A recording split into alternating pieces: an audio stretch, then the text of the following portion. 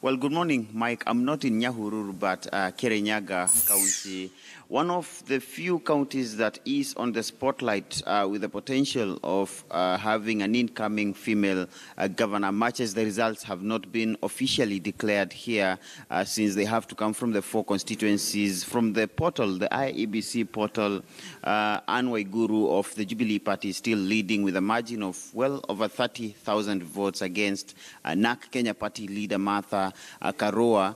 And of course, we understand that today, perhaps before the end of today, that official declaration could happen because 3 of the 4 constituencies have confirmed that they will be bringing their official results, the hard copy forms from the constituencies here to the county tallying center today. And therefore, anytime today, we expect even the handing of the certificate to the governor-elect to happen here at the Kerugoya town, which is the county tallying center for Kirinyaga County. But of course, besides that, Mike, the 4 constituencies, 3 of the 4 constituencies by yesterday had completed the counting of the votes for their parliamentary seats, and the spotlight was to turn to the gubernatorial, the woman rep, and the senatorial seat here in Kirinyaga County. Mike.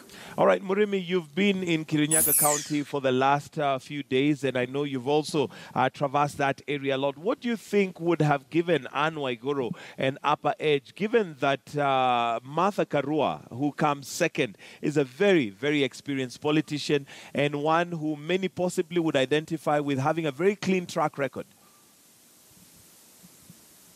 Well, interestingly, Mike, one name that has not been consistently mentioned in the gubernatorial race here in Kirinyaga County is that of the incumbent, Governor Joseph Ndathi, a man who had worked even in the Foreign Affairs Ministry for quite some time. But there was a presumption, and what particularly dominated the campaigns of the top contenders was alleged failure to deliver on his promises from 2013 in terms of development. And of course, the outcome of the Jubilee Party nominations also played a critical role in shaping the political compass of Kirinyaga County politics. You remember that Kirinyaga Central MP Joseph Gitare, who lost to Waiguru in the nominations, would end up becoming the running mate for NAK Kenya Party leader Martha Karua. And of course, Waiguru, with her experience from the Devolution Ministry and her presumed closeness to power, managed to clinch the gubernatorial nomination for the Jubilee Party, and that was a way ahead for her as compared to the other contenders. Again, there was a presumption that due to the association between NAK Kenya Party leader Martha Karua, or presumed former association with the opposition, that she would not have made much headway. But looking at the results, a very small margin of 30,000, and in fact garnering over 120,000 votes here in Kirinyaga County was quite a fight for her.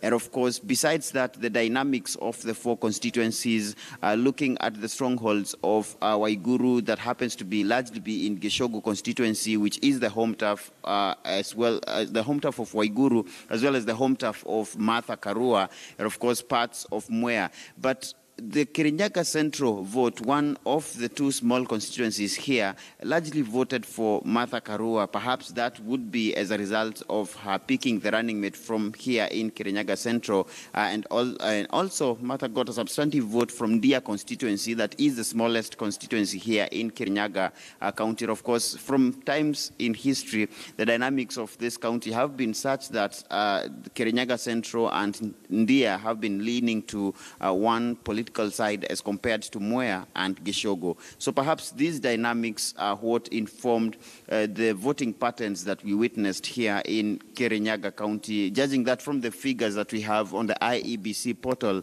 of course, as we wait the official declaration of the winner here at the county tallying center. But perhaps, Mike, most importantly, other issues that the incoming governor will have to address for Kirinyaga County. Remember that presumption that the incumbent governor here did not deliver on his promises will be a heavy burden for whoever becomes governor here, because whatever they put out in their manifesto, they have to deliver or face the same consequences in 2022.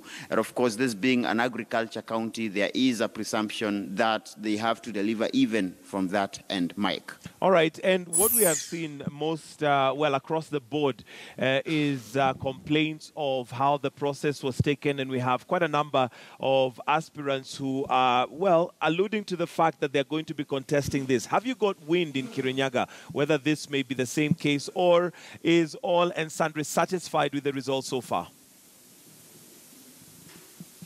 Well, I tried reaching out to the running mate, to Martha Karua, but couldn't get through to him. I wanted to get a reaction about their take on the results so far. But of course, as the declaration happens here, most likely there will be a reaction even from the NARC Kenya party leader, as well as a third candidate who was contesting on Maendeleo Chapchap, Karani Kennedy, as well as the incumbent here, Joseph Ndathi, who has suddenly gone quiet since the streaming in of the results started. But of course, once we get the official winner here, perhaps by then some of them will be giving their reactions. If they wish to petition, then they will be stating the grounds upon which they will be moving to court. Remember, on the date of the elections, allegations and counter-allegations came from the various candidates. Waiguru at one point saying that her agents were denied entry in some polling stations in Kirinyaga Central. Martha also complaining about the same in Mwea. But when we spoke to the IEBC officials, they discredited any such reports. And if the candidates insist that that actually happened, that could be a ground upon which petitions could go to court. If you remember some of the petitions in 2013, some very famous ones that went to the High Court and ended up at the Supreme Court, one of them being not very far from here, but in the neighboring county of Nyeri in Othaya constituency, where a loser in the Othaya parliamentary seat petitioned the win then in 2013 of the outgoing MP, Mary Wamboi. And one of the grounds was that their agents had been denied entry to some polling stations, and then thereafter the results from those polling stations were put to contention. And by that serious ground, much as the win of Wamboi was upheld at the High Court, at the Court of Appeal in Nyeri, the court said that there ought to have been a further re-evaluation of that evidence and perhaps even a retallying of the results. But of course, that, when it found its way to the Supreme Court, was overturned. So interesting times here, even for the residents of Kirinyaga County, Mike. All right, thank you very much, Murimi Mwangi in Kirinyaga, and giving us details of what is happening. Now, we'd like to cross over to Abby Agina, who is in